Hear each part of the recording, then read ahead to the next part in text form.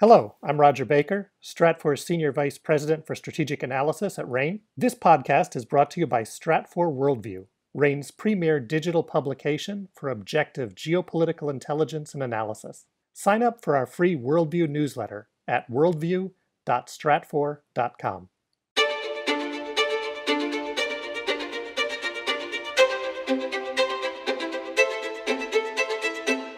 This is RANE's Essential Geopolitics podcast, powered by Stratfor. I'm Emily Donahue. Today, let's look at Lebanon. The country has been in a crisis, both financially and socially, for some time. What exactly is going on? Here with answers is Emily Hawthorne, Stratfor Senior Middle East and North Africa Analyst at RANE. Welcome back to the podcast, Emily. Thank you. Just how bad is Lebanon's financial crisis right now, and what is the social impact that it's having? Lebanon is in the midst of really one of the world's worst financial crises, not just currently, but historically. Some listeners and Stratfor readers may have seen the headlines recently in the mainstream press that the World Bank deems the current Lebanese situation one of the world's three worst economic crises since the mid-1800s. It is essentially this maelstrom of hyperinflation, a slow collapse of the country's banking sector, and this awful issue of political stagnation that's making it really hard to solve anything. And, you ask about social impact, and really the question is, what negative social impact is it not having? The hyperinflation is causing severe shortages in all sorts of goods, including the really critical things like fuel and food and medicine. People are waiting hours for fuel, and fuel is really especially important for Lebanon because the electricity situation is so poor, which has been the reality for years, decades really. Lebanon's never had a steady supply of electricity, but most electricity in Lebanon is produced by burning fuel oil, and the country's main electricity company has been unable to provide any sort of steady, reliable service using that fuel oil. And then as fuel prices have gone up, and the currency has lost 90% of its value, it's becoming increasingly impossible, really, for people to buy fuel or for petrol stations to even have fuel available, or fuel available for generators to sort of make up the gaps in when people don't have electricity. So, this country is desperate for currency, for foreign currency of any kind, because the local currency, that Lebanese pound, is seeing its value fall pretty regularly. And people's salaries and their life savings are becoming worthless. So the human misery quotient is really deepening in Lebanon. And I fear that it's becoming one of those stories that is so repetitive regionally to observers in the Arab world and the Middle East, and so minor globally in the scheme of things, because this is a country of 7 million people. I think that's less than the population in New York City. It's just another one of those sad stories. But actually, it is a profound crisis that is one of the worst that the world has seen, just in terms of how bad it can get and how many different things are sort of collapsing at the same time. Emily, ordinarily, government would be involved in solving this issue, but it seems like it's not. What is keeping the government from at least easing the situation? Yeah, I think the big problem with solving a financial crisis of this magnitude is that the only people who really can solve it, those actively in the government, those that are part of the political class, technocratic leadership like the leadership of the central bank, they are the ones who caused it in some sense, or at least perpetuated it with a lot of inaction sort of compounding over the years. Lebanon is certainly not the only country in the world to struggle with corruption, but it does rank high in terms of just how bad corruption is and has been in the government. When external observers that rank these sort of things country by country, it does rank high. And you've had in the financial sector almost a sort of Ponzi scheme involving all of Lebanon's banks that's made it really difficult now for Lebanese people to access the money.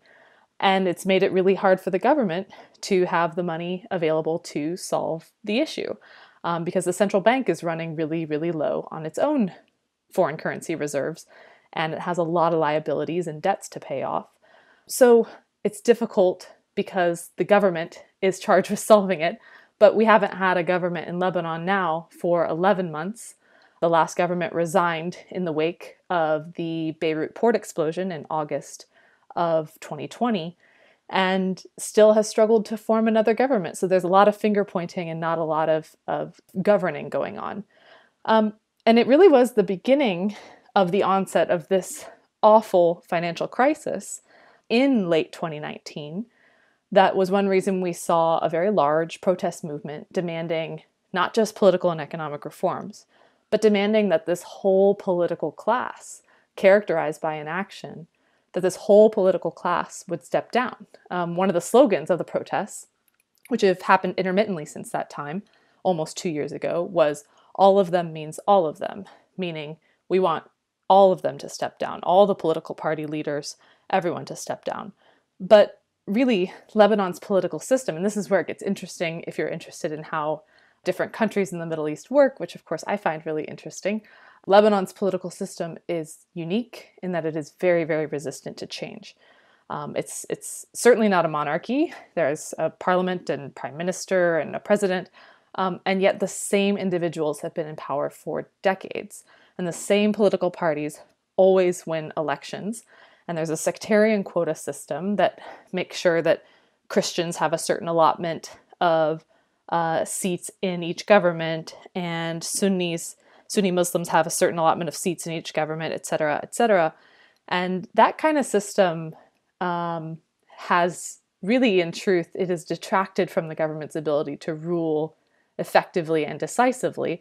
It's kept a fair amount of people at the table from all of Lebanon's minorities and different religious sects, and that's good in one sense, but I don't think that the people who have those positions are concerned with executing the power that comes through it. And I think, I briefly mentioned the August 2020 Beirut port explosion, which killed over 200 people and damaged entire neighborhoods.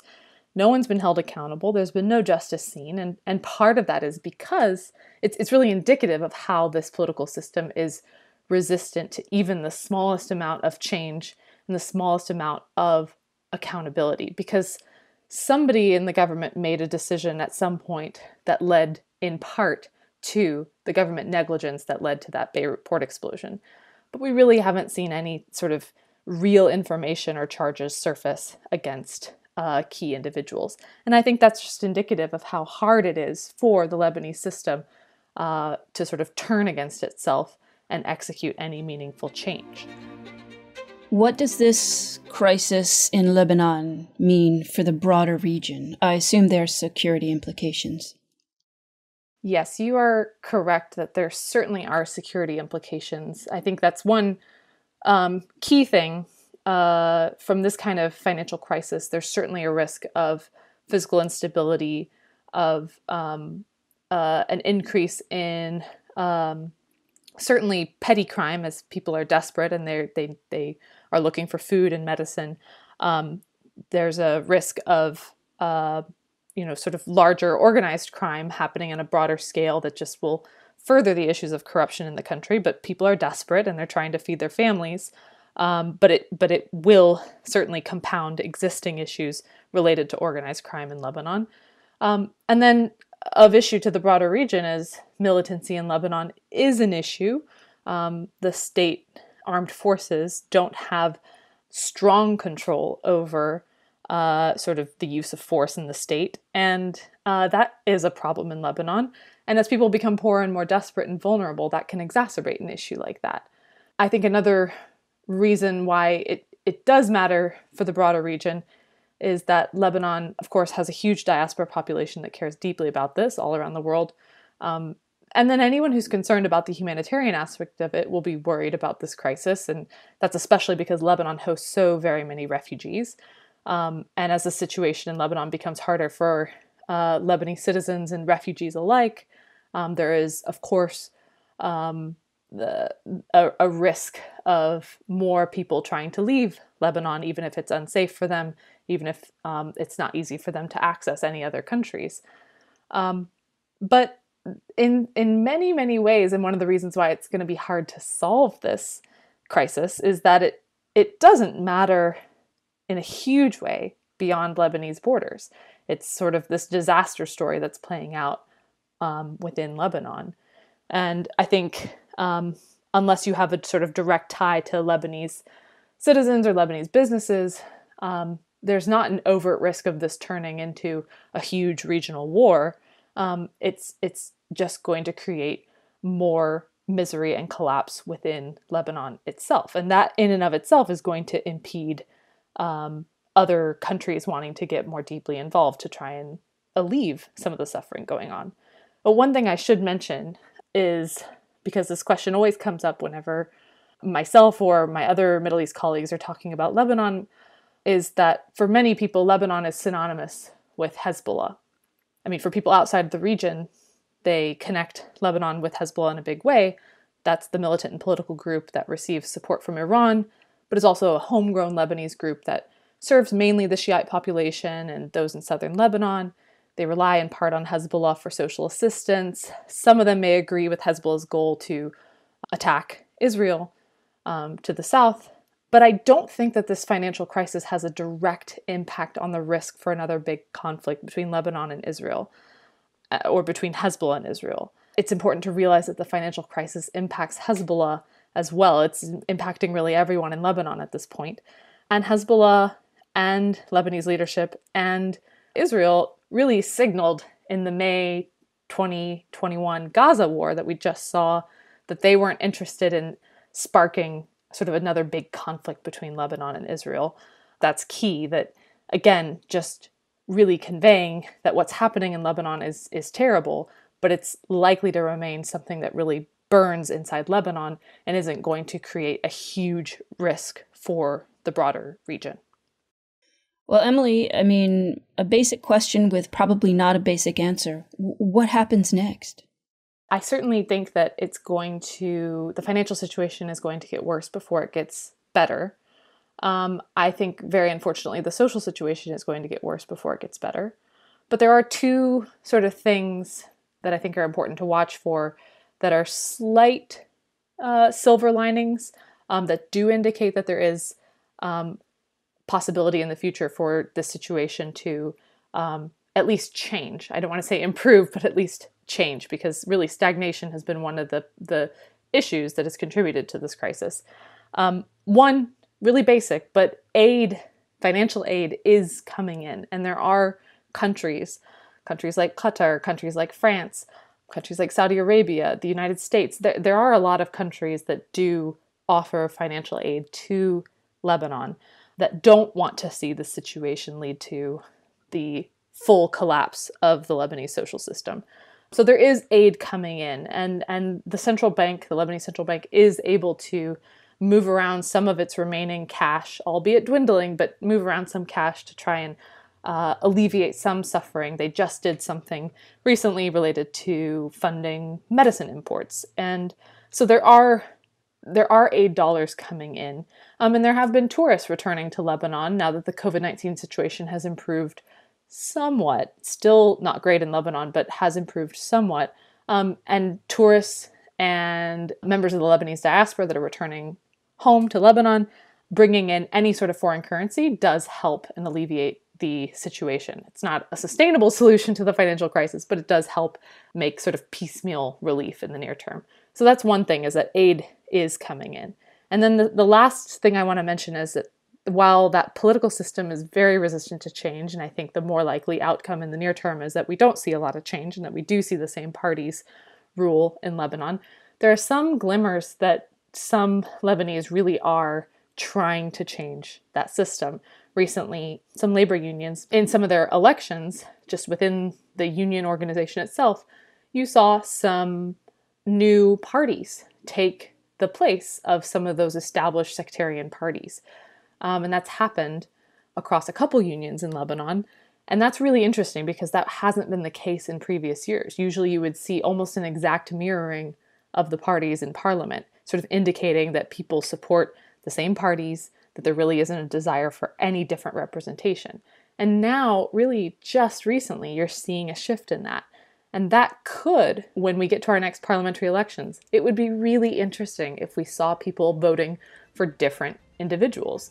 So that is one tiny note of hope that there could be some political change, and that could shake loose something in the future that would lead to coming up with new solutions and sort of new ideas for how to solve this awful financial and social crisis.